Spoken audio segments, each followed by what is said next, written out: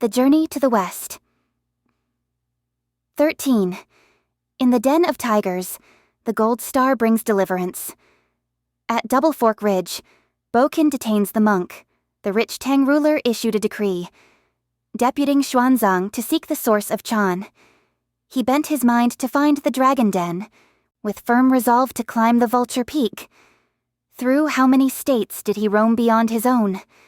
Through clouds and hills, he passed 10,000 times. He now leaves the throne to go to the west. He'll keep law and faith to reach the great void. We shall now tell you about Tripitaka, who, on the 3rd day before the 15th of the 9th month, in the 13th year of the period Zhenguan, was sent off by the Tang Emperor and many officials from outside the gate of Chang'an. For a couple of days, his horse trotted without ceasing, and soon they reached the temple of the Law Gate. The abbot of that temple led some 500 monks on both sides to receive him and took him inside. As they met, tea was served, after which a vegetarian meal was presented. Soon after the meal, dusk fell, and thus shadows moved to the star rivers nearing Pulse. The moon was bright without a speck of dust. The wild geese called from the distant sky, and washing flails beat from nearby homes. As birds returned to perch on withered trees, the Chan monks conversed in their Sanskrit tones. On rush mats placed upon a single bunk, they sat until halfway through the night.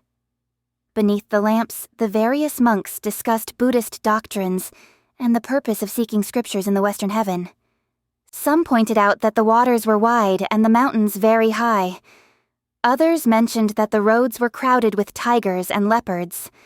Still others maintained that the precipitous peaks were difficult to scale. And another group insisted that the vicious monsters were hard to subdue.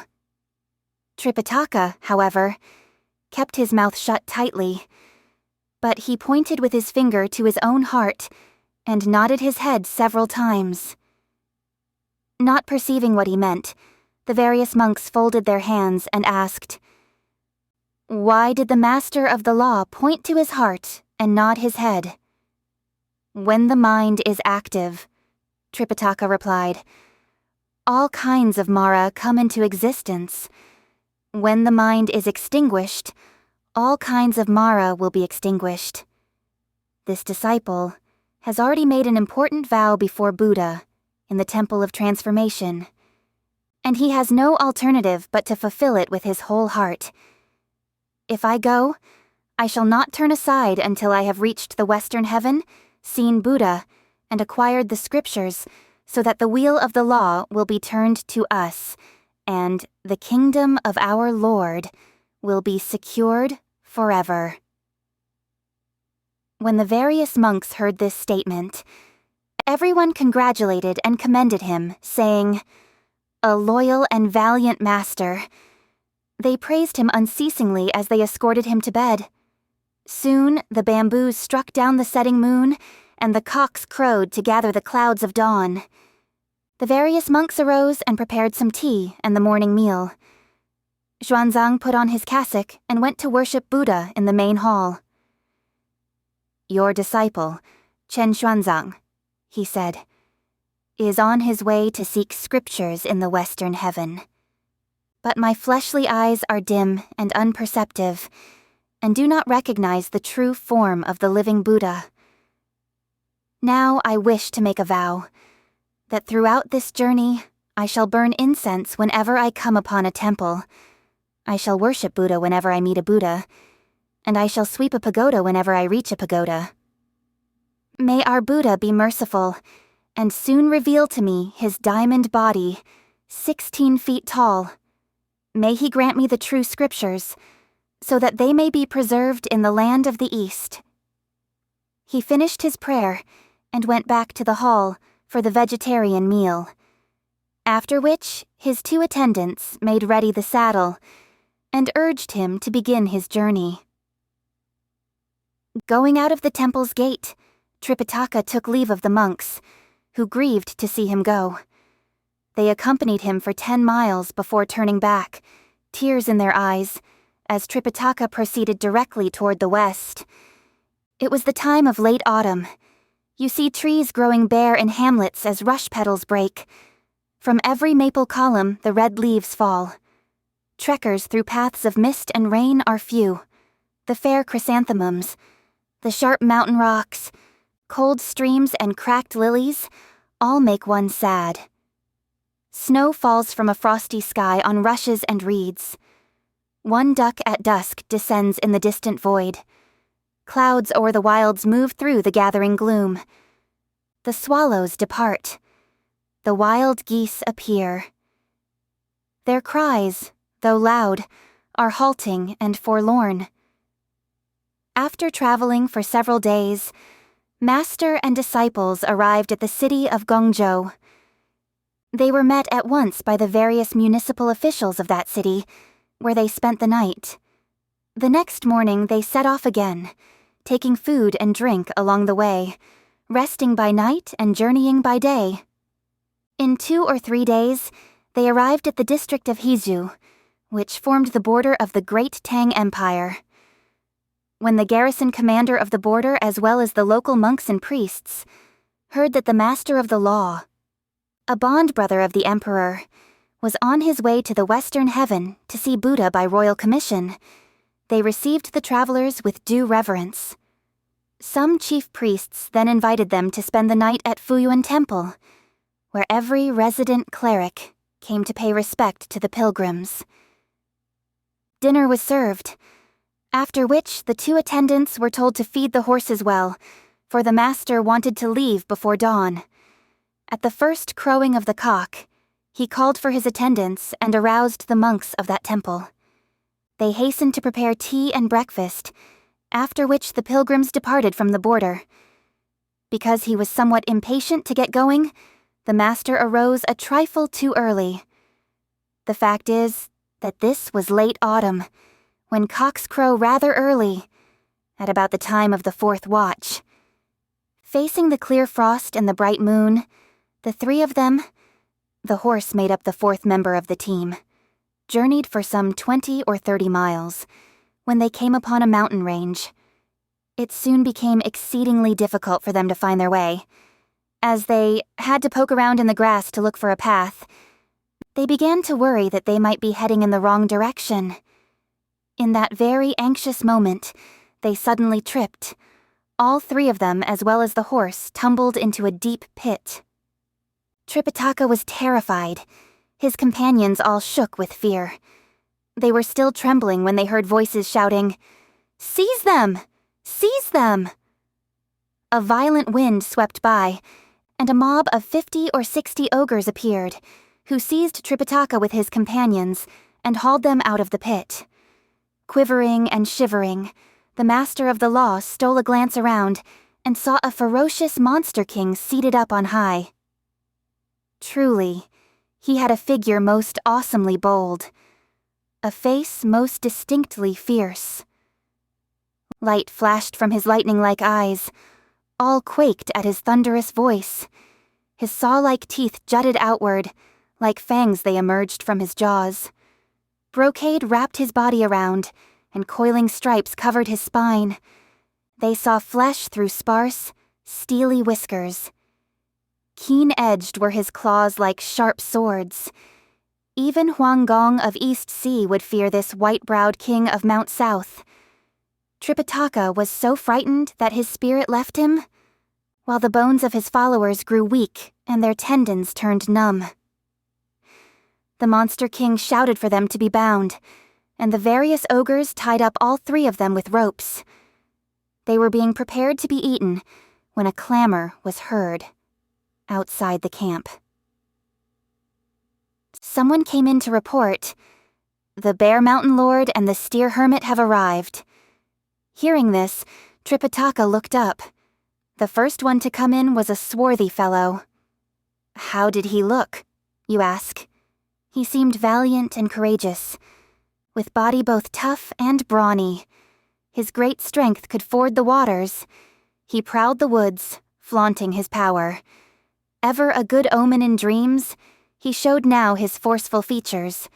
He could break or climb the green trees, and predicted when winter was near. Truly, he was most clever. Hence, Mountain Lord was his name. Following behind him was another husky fellow. How did he look, you ask? A cap of twin horns rugged, and a humpback most majestic. His green robe showed his calm nature. He walked with a slumberous gait. He came from a father named Bull. His mother's proper name was Cow. A great boon to people who plowed. He was thus called the Steer Hermit.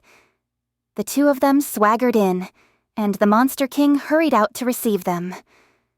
The Bear Mountain Lord said, "You are in top form, General Yin. Congratulations. Congratulations." "General Yin looks better than ever," said the Steer Hermit. "It's marvelous. It's marvelous." "And you two gentlemen, how have you been these days?" asked the Monster King. "Just maintaining my idleness," said the Mountain Lord. "Just keeping up with the times," said the Hermit. After these exchanges, they sat down to chat some more. Meanwhile, one of Tripitaka's attendants was bound so tightly that he began to moan pitifully. "How did these three get here?" asked the swarthy fellow. "They practically presented themselves at the door," said the Monster King. "Can they be used for the guests?" "Dinner?" asked the Hermit, laughing. "By all means," said the Monster King. "Let's not finish them all up," said the Mountain Lord. "We'll dine on 2 of them and leave 1 over." The Monster King agreed. He called his subordinates at once to have the attendants eviscerated and their carcasses carved up. Their heads, hearts, and livers were to be presented to the guests, the limbs to the host, and the remaining portions of flesh and bone to the rest of the ogres. The moment the order was given, the ogres pounced on the attendants like tigers preying on sheep. Munching and crunching, they devoured them in no time at all. The priest nearly died of fear, for this, you see, was his first bitter ordeal since his departure from Chang'an. As he was nursing his horror, light began to grow in the east. The 2 monsters did not retire until dawn. Saying, "We're beholden to your generous hospitality today. Permit us to repay in kind in another time," they left together. Soon the sun rose high in the sky, but Tripitaka was still in a stupor, unable to discern which way was north, south, east, or west. In that half-dead condition, he suddenly saw an old man approaching, holding a staff in his hands. Walking up to Tripitaka, the man waved his hands and all the ropes snapped. He then blew on Tripitaka, and the monk began to revive. Falling on the ground, he said, "I thank the aged father for saving the life of this poor monk." "Get up," the old man said, returning his salute. "Have you lost anything?" "The followers of your poor monk," said Tripitaka, "have been eaten by the monsters. I have no idea where my horse is or my luggage." "Isn't that your horse over there with the 2 bundles?" asked the old man, pointing with his staff. Tripitaka turned around and discovered that his belongings had indeed remained untouched. Somewhat relieved, he asked the old man, "Aged father, what is this place? How do you happen to be here?" "It is called the Double Fork Ridge, a place infested with tigers and wolves. How did you manage to get here?" "At the first crow of the cock," said Tripitaka. "Your poor monk left the district of Hiju. Little did I realize that we had risen too early, and we lost our way tramping through fog and dew. We came upon this Monster King so exceedingly ferocious that he captured me and my 2 followers. There was also a swarthy fellow called the Bear Mountain Lord, and a husky fellow called the Steer Hermit. They arrived and addressed the Monster King as General Yin. All 3 of them devoured my 2 followers and retired only at dawn. I have no idea where I accrued the fortune and merit that caused the aged father to rescue me here. That steer hermit, said the old man, is a wild bull spirit, the mountain lord, a bear spirit, and General Yin, a tiger spirit. The various ogres are all demons of mountains and trees, spirits of strange beasts and wolves. Because of the primal purity of your nature, they cannot devour you. Follow me now, and I shall lead you on your way. Tripitaka could not be more thankful. Fastening the bundles on the saddle and leading his horse, he followed the old man out of the pit and walked toward the main road. He tied the horse to the bushes beside the path and turned to thank the aged father. At that moment, a gentle breeze swept by, and the old man rose into the air and left, riding on a white crane with a crimson head. As the wind subsided, a slip of paper fluttered down, with 4 lines of verse written on it. I am the planet Venus from the west, who came to save you by special request. Some pupils divine will come to your aid.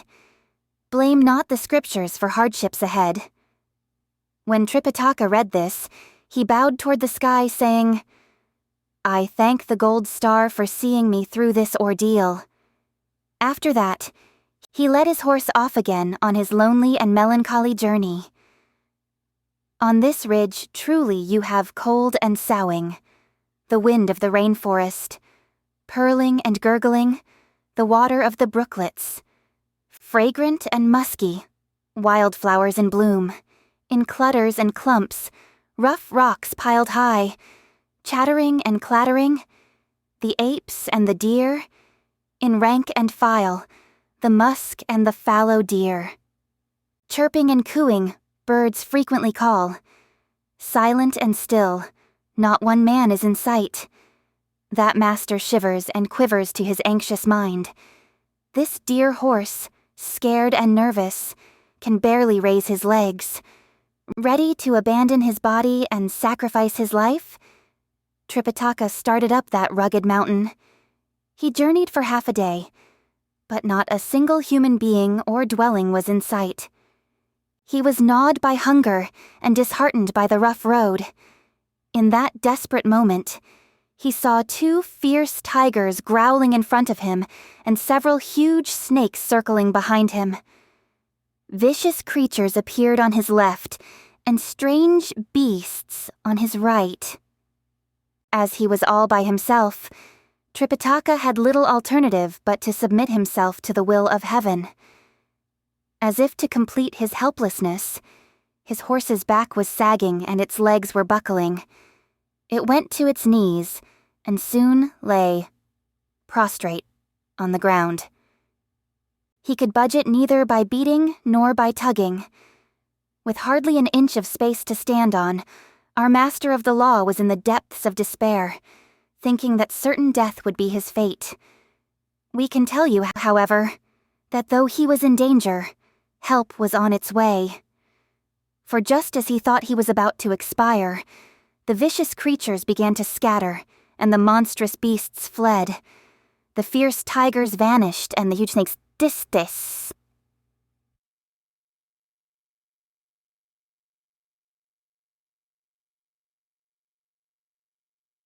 When Tripitaka looked further ahead, he saw a man coming over the mountain slope with a steel trident in his hands, and bow and arrows at his waist. He was indeed a valiant figure. Look at him. He had on his head a cap of leopard skin, spotted and artemisia white. He wore on his body a robe of lamb's wool with dark silk brocade. Around his waist was tied a Lion King belt, and on his feet he wore tall boots of suede. His eyes would bulge like those of someone hung. His beard curled wildly like a fierce god's. A bow and poisoned arrows hung on him. He held a huge trident of finest steel. His voice like thunder appalled mountain cats, and wild pheasants quaked at his truculence. When Tripitaka saw him draw near, he knelt at the side of the path and called out, his hands clasped in front of him. "Great King, save me! Great King, save me!" The fellow came up to Tripitaka and put down his trident. Raising up the monk with his hands, he said, "Don't be afraid, elder, for I'm not a wicked man. I'm a hunter living in this mountain. My surname is Liu, and my given name is Bokin. I also go by the nickname of Senior Guardian of the Mountain. I came here to find some animals to eat, not expecting to run into you. I hope I didn't scare you." "Your poor monk," said Tripitaka, "is a cleric who has been sent by His Majesty, the Tang Emperor, to seek scriptures from Buddha in the Western Heaven. When I arrived here a few moments ago, I was surrounded by tigers, wolves, and snakes, so that I could not proceed. But when the creatures saw you coming, they all scattered, and you have thus saved my life. Many thanks. Many thanks. Since I live here, and my livelihood depends on killing a few tigers and wolves," said Bokin, "or catching a few snakes and reptiles, I usually frighten the wild beasts away. If you have come from the Tang Empire, you are actually a native here, for this is still Tang territory, and I am a Tang subject. You and I both live off the land belonging to the Emperor, so that we are in truth citizens of the same nation. Don't be afraid. Follow me. You may rest your horse at my place, and I shall see you off in the morning." Tripitaka was filled with delight when he heard these words, and he led his horse to follow the hunter. They passed the slope, and again heard the howling of the wind. "Sit here, elder," said Bokin, "and don't move. The sound of that wind tells me that a mountain cat is approaching. I'll take him home so that I can make a meal of him for you." When Tripitaka heard this, his heart hammered and his gall quivered, and he became rooted to the ground. Grasping his trident, that guardian strode forward and came face to face with a great striped tiger. Seeing Bokin, he turned and fled. Like a crack of thunder, the guardian bellowed, "Cursed beast! Where will you flee?" When the tiger saw him pressing near, he turned with flailing claws to spring at him, only to be met by the guardian with uplifted trident. Tripitaka was so terrified that he lay paralyzed on the grass. Since leaving his mother's belly, when had he ever witnessed such violent and dangerous goings-on? The guardian went after that tiger to the foot of the slope, and it was a magnificent battle between man and beast. You see raging resentment and churning whirlwind. In raging resentment, the potent guardian's hair pushed up his cap. Like churning whirlwind, the striped prince belched dust, displaying his might. This one bared its teeth and wielded its paws. That one stepped sideways, yet turning to fight. The trident reached skyward, reflecting the sun. The striped tail stirred up both fog and cloud. This one stabbed madly at the breast of his foe. That one, facing him, would swallow him whole. Stay away, and you may live out your years. Join the fray, and you'll meet Yama, the king. You hear the roar of the striped prince and the harsh cries of the guardian, the roar of the striped prince. Shook mountains and streams to frighten birds and beasts. The harsh cries of the guardian unlocked the heavens to make the stars appear. The gold eyeballs of this one protruded, and wrath burst from the bold heart of that one. Lovable was Liu the mountain guardian. Praiseworthy was this king of the wild beasts. So, tiger and man fought, each craving life. A little slower, and one forfeits his soul. The two of them fought for about an hour, and as the paws of the tiger began to slow and his torso to slacken, he was downed by the guardian's trident stabbing him through the chest. A pitiful sight it was. The points of the trident pierced the heart, and at once the ground was covered with blood. The guardian then dragged the beast by the ear up the road. What a man. He hardly panted, nor did his face change color. He said to Tripitaka, "We're lucky. We're lucky. This mountain cat should be sufficient for a day's food for the elder." Applauding him unceasingly, Tripitaka said, "The guardian is truly a mountain god." "What ability do I have," said Bokin, "that I merit such a claim? This is really the good fortune of the father. Let's go. I'd like to skin him quickly so that I can cook some of his meat to entertain you." He held the trident in one hand and dragged the tiger with the other, leading the way while Tripitaka followed him with his horse. They walked together past the slope, and all at once came upon a mountain village, in front of which were old trees soaring skyward, roads filled with wild creepers. In countless canyons the wind was cool. On many ridges came strange sounds and sights. One path's wild blooms, their scent clung to one's body. A few poles of bamboo. What enduring green. The portal of grass, the wattle-fenced yard. A picture to paint or sketch. The stone slab bridge, the white earth walls. How charming indeed and rare. Now in the wistful face of autumn, the air was cool and brisk. By the wayside yellow leaves fell. Over the peaks the white clouds drifted. In thinly grown woods the wild fowls twittered, and young dogs yelped outside the village gate. When Bokin reached the door of his house, he threw down the dead tiger and called, "Little ones, where are you?" Out came 3 or 4 houseboys, all looking rather unattractive and mean, who hauled the tiger inside. Bokin told them to skin it quickly and prepare it for the guest. He then turned around to welcome Tripitaka into his dwelling, and as they greeted each other, Tripitaka thanked him again for the great favor of saving his life. "We are fellow countrymen," said Bokin, "and there's little need for you to thank me." After they had sat down and drunk tea, an old woman, with someone who appeared to be her daughter-in-law, came out to greet Tripitaka. "This is my mother, and this my wife," said Bokin. "Pray ask your parent to take the honored seat," said Tripitaka, "and let your poor monk pay his respects." "Father is a guest coming from great distance," said the old woman. "Please relax and don't stand on ceremony."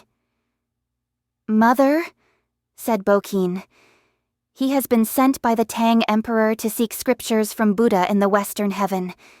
He met your son just now at the ridge. Since we are fellow countrymen, I invited him to the house to rest his horse. Tomorrow I shall see him on his way." When she heard these words, the old woman was very pleased. "Good, good, good," she said. "The timing couldn't be better, even if we had planned to invite him. For tomorrow happens to be the anniversary of your late father's death. Let us invite the elder to perform some good deeds and recite an appropriate passage of scripture. We shall see him off day after tomorrow." Although he was a tiger slayer, a so-called guardian of the mountain, our Liu Bokin had a good deal of filial feeling for his mother. When he heard what she said, he immediately wanted to prepare the incense and the paper money, so that Tripitaka might be asked to stay. As they talked, the sky began to darken. The servants brought chairs and a table, and set out several dishes of well-cooked tiger meat, steaming hot. Bokin invited Tripitaka to begin, telling him that rice would follow. "Oh dear," said Tripitaka, his hands folded. "To tell you the truth, I have been a monk since leaving my mother's womb, and I have never eaten any meat." Hearing this, Bokin reflected a while. He then said, "Elder, for generations this humble family has never kept a vegetarian diet. We could, I suppose, find some bamboo shoots and wood ears and prepare some dried vegetables and bean cakes, but they would all be cooked with the fat of deer or tigers. Even our pots and pans are grease-soaked. What am I to do? I must ask the elders' pardon. Don't fret, said Tripitaka. Enjoy the food yourself. Even if I were not to eat for 3 or 4 days, I could bear the hunger, but I dare not break the dietary commandment. Suppose you starve to death, said Bokin. What then? I am indebted to the heavenly kindness of the guardian, said Tripitaka, for saving me from the packs of tigers and wolves. Starving to death is better than being food for a tiger. When Bokin's mother heard this, she cried, Son, stop such idle talk with the elder. Let me prepare a vegetarian dish to serve him. Where would you get such a dish? Said Bokin. Never mind, I'll fix it, said his mother. She asked her daughter-in-law to take down a small cooking pan and heat it until much of the grease had burned off. They washed and scrubbed the pan again and again, and then put it back on the stove and boiled some water in it. Taking some elm leaves from the mountain, they made soup with it, after which they cooked some rice with yellow millet mixed with Indian corn. They also prepared 2 bowls of dried vegetables and brought it all out to the table. Elder, the aged mother said to Tripitaka, please have some. This is the cleanest and purest food that my daughter-in-law and I have ever prepared. Tripitaka left his seat to thank her before sitting down again. Bokin removed himself to another place. Dishes and bowls full of unsauced and unsalted tiger meat, musk deer meat, serpent meat, fox flesh, rabbit, and strips of cured venison were set before him. To keep Tripitaka company, he sat down and was about to pick up his chopsticks when he saw Tripitaka fold his hands and begin to recite something. Startled, Bokin dared not touch his chopsticks. He jumped up instead and stood to one side. Having uttered no more than a few phrases, Tripitaka said to him, Please eat. You are a priest who likes to recite short scriptures, said Bokin. That was not scripture, said Tripitaka. Only a prayer to be said before meals. You people who leave your families, said Bokin, are particular about everything. Even for a meal you have to mumble something. They ate their dinner, and the dishes and bowls were taken away. Evening was setting in when Bokin led Tripitaka out of the main hall to go for a walk at the back of the dwelling. They passed through a corridor and arrived at a straw shed. Pushing open the door, they walked inside, where they found several heavy bows and some quivers of arrows hanging on the walls. 2 pieces of tiger skin, stinking and blood-stained, were draped over the crossbeams, and a number of spears, knives, tridents, and rods were stuck into the ground at one corner. There were 2 seats in the middle of the shed, and Bokin invited Tripitaka to sit for a moment. Seeing that the place was so gruesome and putrid, Tripitaka dared not linger. They soon left the shed and walked further back to a huge garden, where there seemed to be no end of thick clumps of chrysanthemum piling their gold, and stands of maple hoisting their crimson. With a loud rustle, more than a dozen fat deer and a large herd of musk deer jumped out. Calm and mild-mannered, they were not at all frightened at the sight of human beings. Tripitaka said, You must have tamed these animals. Like the people in your city of Chang'an, said Bokin, where the affluent store up wealth and treasures, and the landlords gather rice and grain. So we hunters must keep some of these wild beasts to prepare against dark days. That's all. As they walked and conversed, it grew dark, and they returned to the house to rest. As soon as the members of the family, young and old, arose next morning, they went to prepare vegetarian food to serve to the priest, who was then asked to begin his recitations. Having first washed his hands, the priest went to the ancestral hall with the guardian to burn incense. Only after he had bowed to the house shrine did Tripitaka beat on his wooden fish and recite first the true sentences for the purification of the mouth, and then the divine formula for the purification of mind and body. He went on to the sutra for the salvation of the dead, after which Bokin requested him to compose in writing a specific prayer for the deliverance of the deceased. He then took up the Diamond Sutra and the Guanyin Sutra, each of which was given a loud and clear recitation. After lunch, he recited several sections from the Lotus Sutra and the Amitayus Sutra, before finishing with the Peacock Sutra and a brief recounting of the story of Buddha healing a bhiksu. Soon it was evening again. All kinds of incense were burned together with the various paper horses, images of the deities, and the prayer for the deliverance of the deceased. The Buddhist service was thus completed, and each person retired. We shall now tell you about the soul of Bokin's father, verily a ghost redeemed from perdition, who came to his own house and appeared to all the members of his family in a dream. "It was difficult," he said, "for me to escape my bitter ordeals in the region of darkness, and for a long time I could not attain salvation. Fortunately, the holy monk's recitations have now expiated my sins. King Yama has ordered someone to send me to the rich land of China, where I may assume my next incarnation in a noble family. All of you, therefore, must take care to thank the elder, and see that you are not negligent in any way. Now I leave you." So it is that there is, in all things, a solemn purpose: to save the dead from perdition and pain. When the whole family awoke from the dream, the sun was already rising in the east. The wife of Bokin said, "Guardian, I dreamed last night that father came to the house. He said that it was difficult for him to escape his bitter ordeals in the region of darkness, and that for a long time he could not attain salvation. Fortunately, the holy monk's recitations have now expiated his sins, and King Yama has ordered someone to send him to the rich land of China, where he may assume his next incarnation in a noble family. He told us to take care to thank the elder and not be negligent in any way."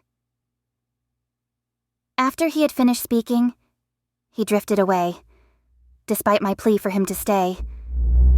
I woke up and it was all a dream.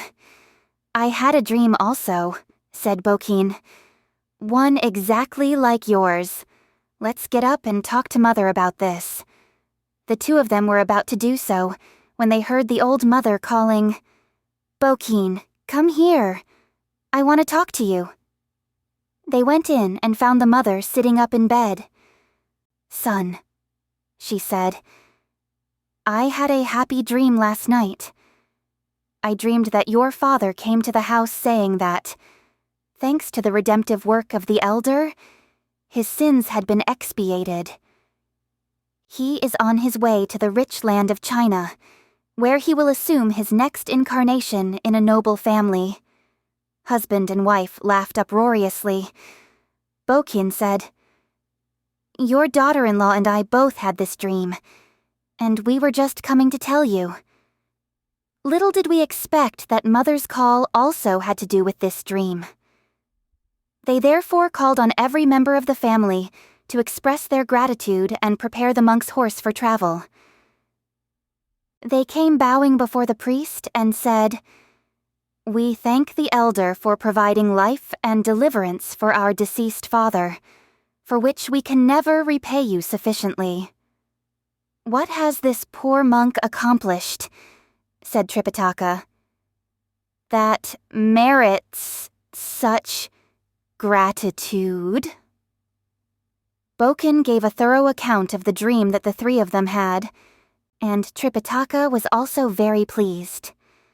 A vegetarian meal was again served, and a tile of silver was presented as a token of their gratitude.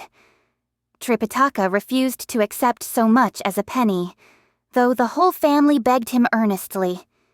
He only said, "If, in compassion, you can escort me on the first part of my way, I shall ever be grateful for such kindness." Wukong and his mother and wife had little alternative, but hastily to prepare some biscuits for Ainitas. Haniger esau kins zoa al constamandina sits tayati hasar sakidure bat eating turkursk baidian meeting sakar. Ditas, Diensenacharis, that kid Tikan Gin Tamanchanot Padika was glad to accept. Wukong was told to escort him as far as possible. Obeying his mother's bidding, the guardian also ordered several houseboys to join them, each bringing hunting equipment and weapons. They walked to the main road, and there seemed to be no end to the scenic splendor of the mountains and peaks. When they had traveled for half a day, they came upon a huge mountain so tall and rugged that it truly seemed to touch the blue sky.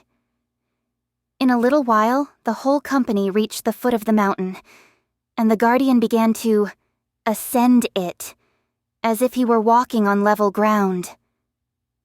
Halfway up, Wukong turned around and stood still at the side of the road, saying, "Elder, please go on yourself. I must now take leave of you and turn back." When Tripitaka heard these words, he rolled down from his saddle and said, "I beg you to escort me a little further." "You do not realize, Elder," said Wukong, "that this mountain is called the Mountain of Two Frontiers. The eastern half belongs to our great Tang domain, but the western half is the territory of the Tartars. The tigers and wolves over there are not my subjects, nor should I cross the border. You must proceed by yourself." Tripitaka became fearful. He stretched out his hands and clutched at the sleeves of the hunter, tears pouring from his eyes. It was at this tender moment of farewell that there came from beneath the mountain a thunderous voice crying, "My master has come! My master has come!" Tripitaka was dumbfounded, and Wukong trembled. We do not know who was crying. Let's listen to the explanation in the next chapter.